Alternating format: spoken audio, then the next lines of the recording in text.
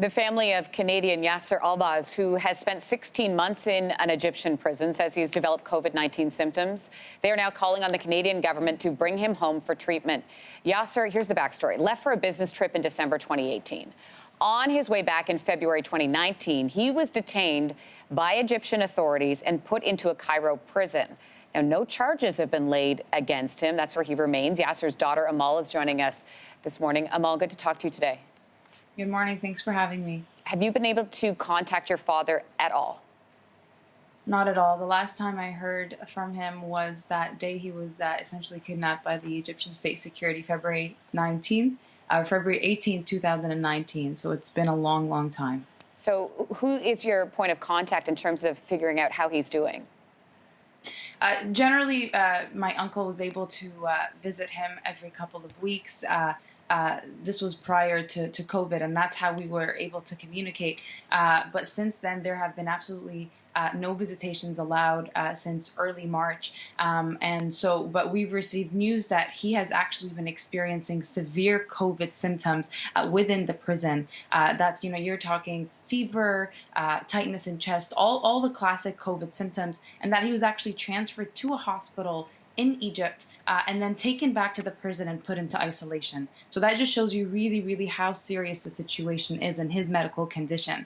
And what's really terrifying for my family is that there have been so many other COVID deaths that happened within the same prison complex as him.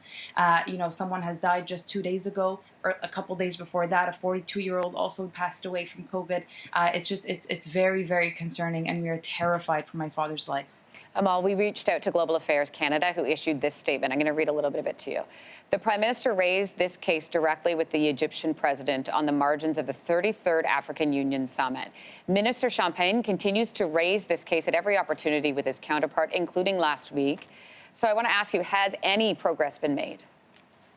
It's been 16 months, and my father is still unlawfully and unjustly behind bars. It's been 16 months, and Canada continues to tell us that this case is a top priority. And as much as I'd love to believe that, I really do need to see results. In 16 months, his conditions haven't even improved. He's still sleeping on concrete floor in a cramped cell with horrible conditions. To me, I honestly, I still cannot believe it's taken this long. And had Canada done something, had solved this issue and brought him home in the past 16 months, 483 days, we wouldn't be here today literally fighting for his life because it is on the line. So what are the next steps? What should be done? So right now, my father needs to come back to Canada. So you've probably seen there have been so many protests popping up across the country because people are just burning with frustration, burning with anger that it's taken our government this long to solve this issue. We've been protesting. There have been 8 protests in 4 days in federal cabinet ministers' offices and MPs, all across, and demanding that our prime minister really take ownership of my father's case and put an end to this, secure his release, and bring him home before he dies. Literally, my father's been pleading to not be back in a box for months, and this could not be more true right now.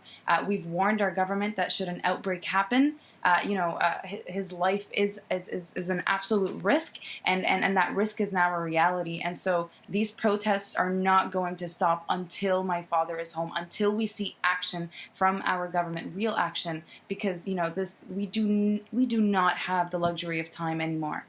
Amal, we appreciate your time. Please stay in touch. Thank you. Thank you for having me.